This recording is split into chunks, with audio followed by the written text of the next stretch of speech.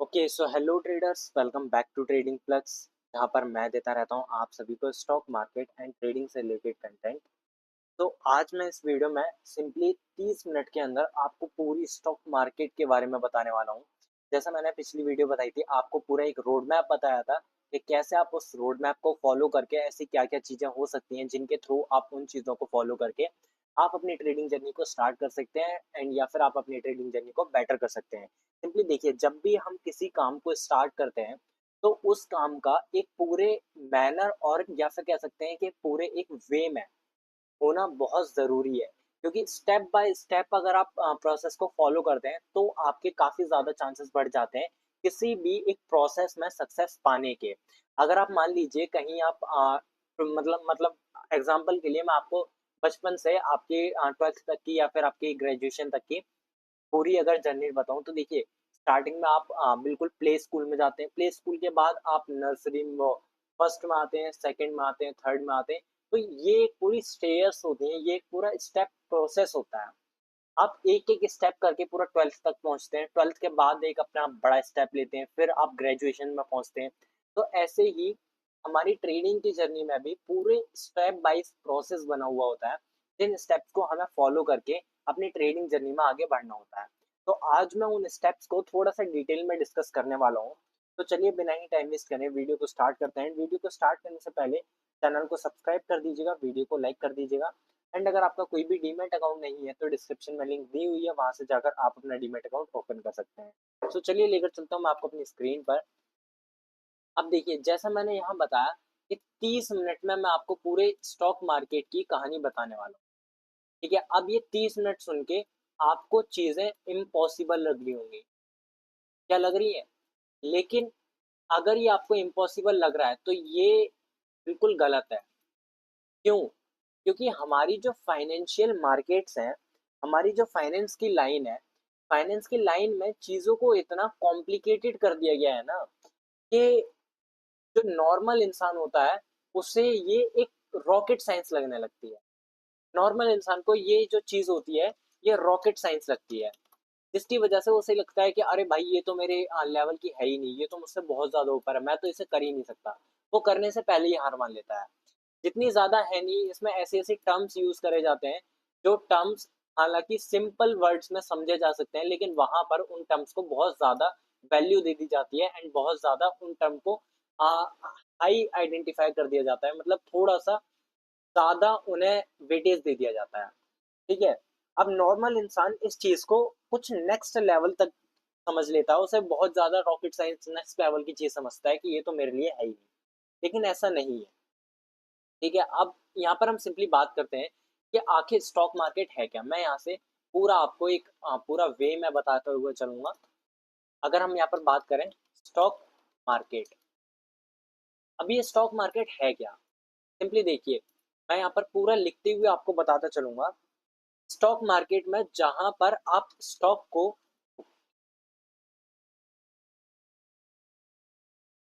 Market में जहाँ पर आप अपने किसी भी स्टॉक्स को बाय या सेल करते हैं।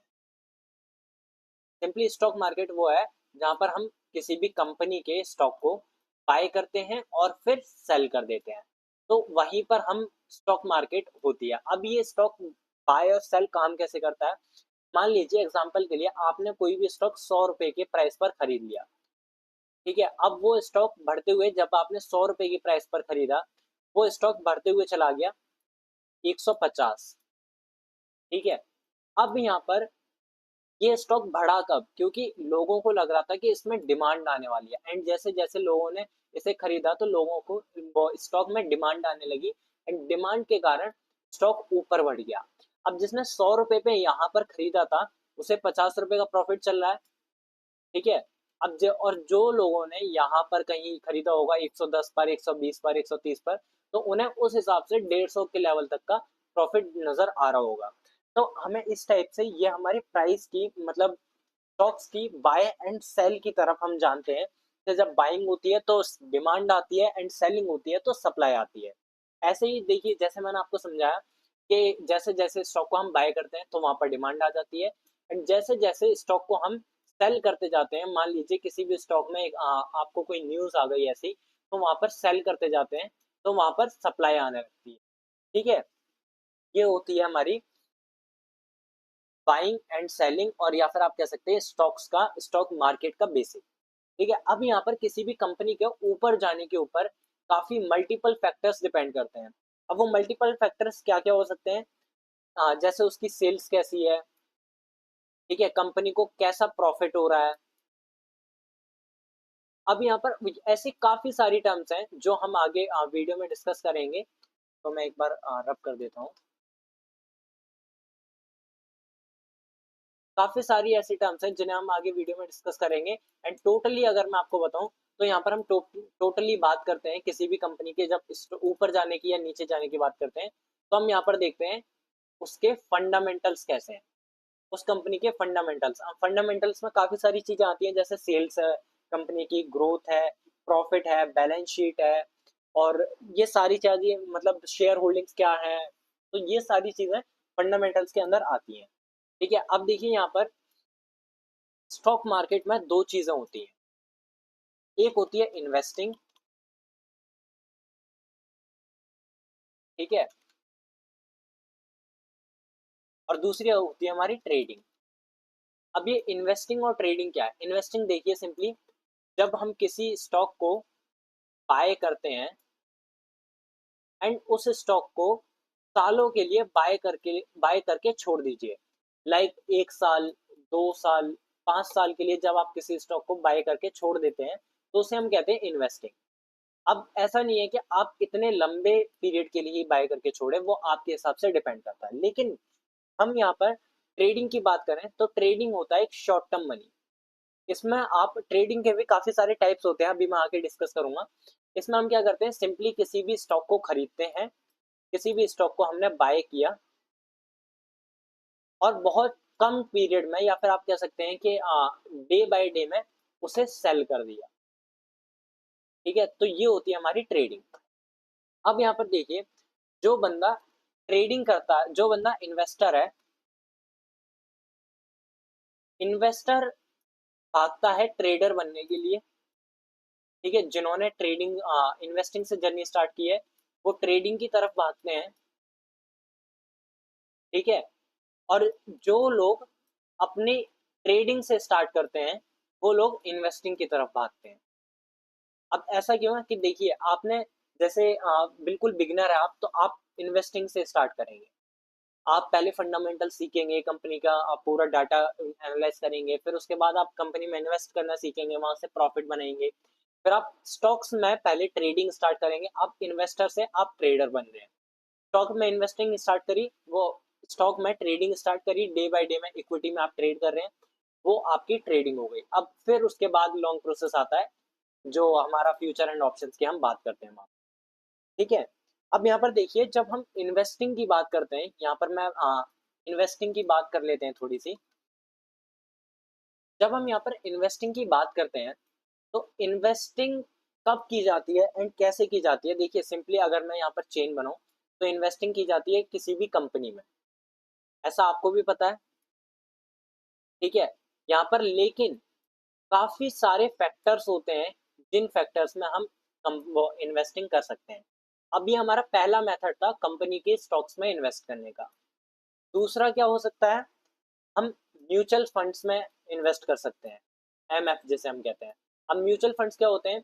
म्यूचुअल फंड्स में सिंपली एक प्रोफेशनल टीम होती है, प्रोफेशनल ट्रेडर्स होते हैं, इन्वेस्टर्स होते हैं, जो आपके पोर्टफोलियो को मैनेज करते हैं, उन्हें आप पैसा दे देते हैं, एंड वो आपके पैसे को अपने हिसाब से एक बास्केट बनाकर एंड ट्रेडिंग में लगाते हैं, इन्वेस्टिंग में लगाते हैं, एंड वहां से आपको एक रेवेन्यू जनरेट करके देते हैं। ठीक है? हमारा ये हो गया दूसरा मेथड। एंड तीसरा मेथड है यहाँ पर ईटीएफ, जो one of my favourite method है, ईटीएफ। अब ये ईटीएफ क्या है? यहाँ पर इंक्लूड होते हैं एक्सचेंज।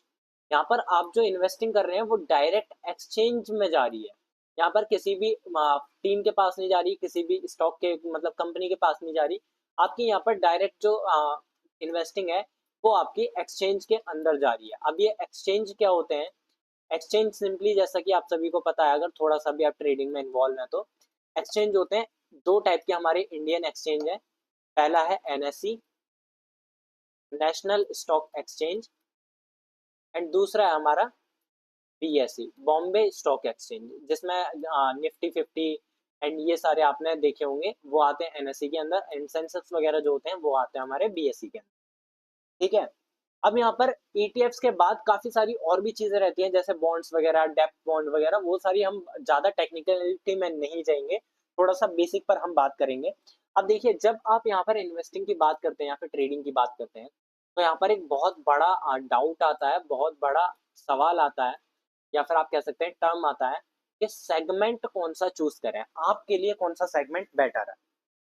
तो देखिए, मैं यही प्रेफर करूंगा कि जब भी आप ट्रेडिंग स्टार्ट कर रहे हैं, बेसिक मतलब बिल्कुल स्टार्टिंग से, तो आप पहले तो स्टॉक्स में ट्रेड करिए, क्योंकि स्टॉक्स में ट्रेडिंग थोड़ी सी सेफ होती है। ठीक है। अब यहाँ पर हमारे सेगमेंट कौन कौन से होते हैं, कि जैसा कि देखिए, मैंने यहाँ पर आपको ईटीएफ का बताया, जो हमारा इन्वेस्ट करने का मेथड था। ठीक है। ईटीएफ बताया मैंने। अब यहाँ पर और जो मेथड होते हैं, ईटीएफ आता है हमारा इक्विटी के अंदर। ठीक है, इक्विटी। और यहाँ पर जो हमारे मेथड्स होते हैं वो होते हैं लाइक एफएनओ हो गया, डेरिवेटिव्स होते हैं, फ्यूचर्स होते हैं, ऑप्शंस होते हैं। जैसा मैंने आपको पिछली वीडियो में बताया था, futures and options contract based होते हैं, कॉन्ट्रैक्ट बेस्ड ट्रेडिंग होती है इनमें। लेकिन यहाँ पर जैसे हम फ्यूचर्स में ट्रेड करते हैं, तो फ्यूचर्स में एक बहुत ही मतलब, जैसे यहाँ पर आप निफ्टी का अगर फ्यूचर देखेंगे, यहाँ पर मैं लेकर चलता हूँ आपको निफ्टी के अप्रैल के फ्यूचर के ऊपर। तो यहाँ पर देखिए, निफ्टी का जो अप्रैल का फ्यूचर है वो आपको 23,364 का देखने को मिल रहा है। ठीक है। और यहाँ पर अगर आप बाय करेंगे इसको, तो आपको यहाँ पर पूरा पूरा देखिए, जैसे निफ्टी का जो लॉट साइज है वो 75 का है, तो यहाँ पर आपको जो ये है, ये आपको पूरा पूरा 1,95,000 का खरीदना पड़ेगा। तो ये काफी बड़ा अमाउंट होता है हम जैसे लोगों को पे करने के लिए। तो यहाँ पर जो बिगनर ट्रेडर्स होते हैं, वो फ्यूचर्स को छोड़ देते हैं, फ्यूचर्स में ट्रेड करना, मतलब फ्यूचर्स में ट्रेड नहीं करते हैं।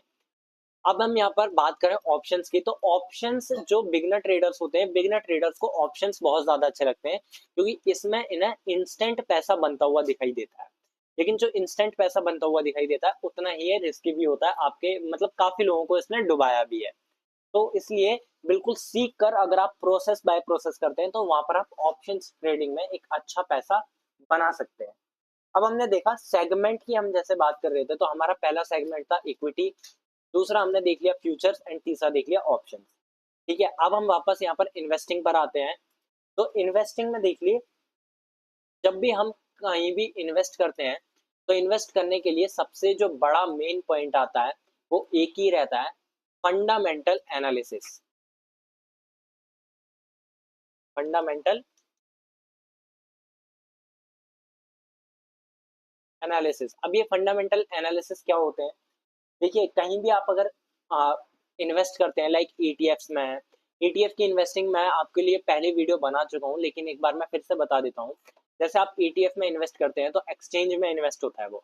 अब एक्सचेंज में जैसे देखिए, निफ्टी का जो ईटीएफ होगा, निफ्टी का जो निफ्टी 20 ईटीएफ है, उसका प्राइस जैसे जैसे निफ्टी बिहेव करेगा, वैसे वैसे उसका प्राइस बिहेव करेगा। तो उसके प्राइस के बेस पर ईटीएफ चलता है, जैसे हम निफ्टी 20 जो है वो निफ्टी 50 के बेस पर चलता है। तो उसी टाइप से हम उसमें इन्वेस्टिंग करके एंड पैसा बनाते हैं। ठीक है। अब फंडामेंटल डाटा में क्या क्या हो सकता है, फंडामेंटल एनालिसिस में काफी सारी चीजें होती है फंडामेंटल एनालिसिस में, जैसे PE ratio, PB ratio, PB ratio होता है, पी रेशियो होता है, बैलेंस शीट होती है। ठीक है। सेल्स ग्रोथ होती है, काफी सारी चीजें होती हैं, डेप्ट टू इक्विटी होता है। तो ऐसे बहुत सारे टर्म्स होते हैं, मैं पूरा डिटेल में डेप्थ में नहीं जाऊंगा। और फंडामेंटल एनालिसिस के लिए मैं अलग से आपके लिए एक वीडियो बना दूंगा, अगर आपको चाहिए हो तो कमेंट करके जरूर बताइएगा। पूरी एक डिटेल वीडियो बना दूंगा मैं आपके लिए, जिसमें मैंने आपको पूरा फंडामेंटल डिटेल में बताया होगा। अब देखिए, जब भी हम यहाँ इन्वेस्टिंग की बात करते हैं, तो यहाँ पर 90% रोल होता है हमारा फंडामेंटल्स का। 90% रोल होता है हमारा फंडामेंटल्स का। बाकी का जो 10% है, बाकी का 10% आ जाता है हमारा टेक्निकल्स के ऊपर। जो हमारा चार्ट्स होते हैं और कैंडल्स होती हैं, ये सारा जो रोल होता है हमारा, बाकी का 10% आ जाता है चार्ट और टेक्निकल वगैरह के ऊपर, बाकी 90% रहता है हमारा फंडामेंटल्स के ऊपर।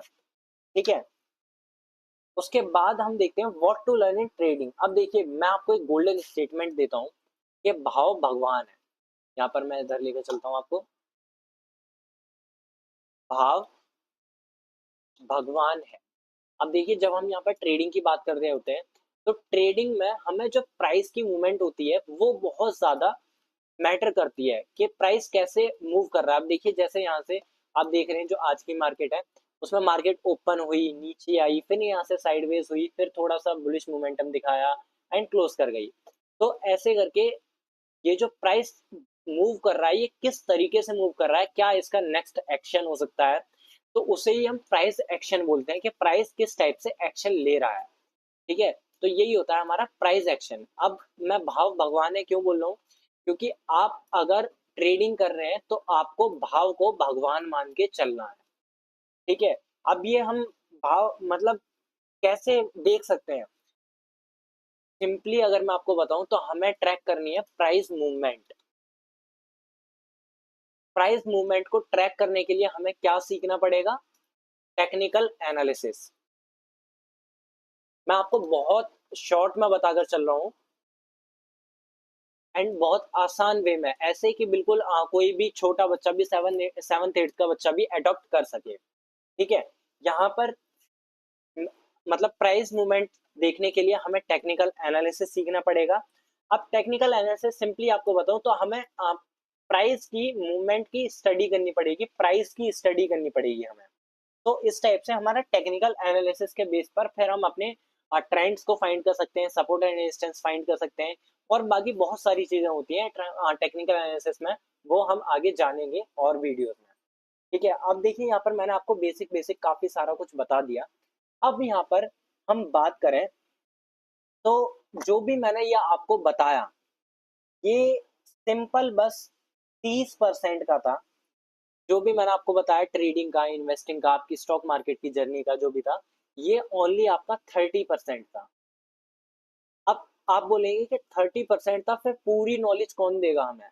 देखिए पूरी नॉलेज देखने लेने के लिए आप कहीं भी जा सकते हैं, यूट्यूब है, गूगल है, विकिपीडिया है, चैट जीपीटी जैसा आज के टाइम में काफी अच्छा प्लेटफॉर्म है। तो आप वहां पर जाकर काफी सारी चीजों को देख सकते हैं, सीख सकते हैं। अब यहाँ पर जो सबसे मेन पॉइंट आता है, 70% जो ट्रेडिंग की और इन्वेस्टिंग की जर्नी में रोल प्ले करता है, वो होता है हमारा माइंड सेट, जैसे हम बोलते हैं साइकोलॉजी। एंड जब ये माइंड सेट आपका ठीक होता है, तो आप उसके बेस पर अपने ट्रेड अच्छे बना पाते हैं।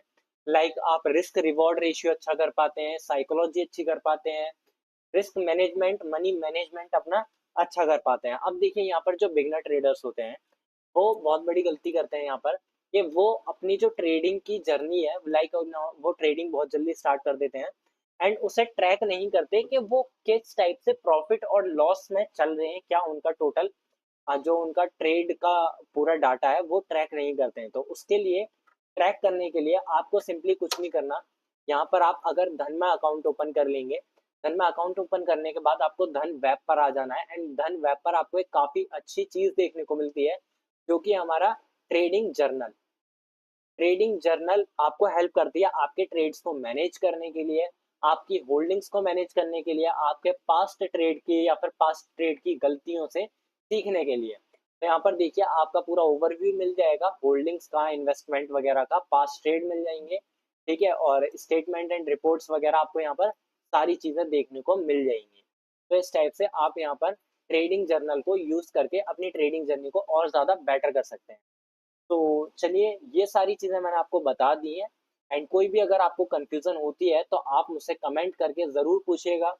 तो इस वीडियो को यहीं पर खत्म करते हैं, मिलते हैं नेक्स्ट वीडियो में, तब तक के लिए bye bye and take care and thanks for watching this video.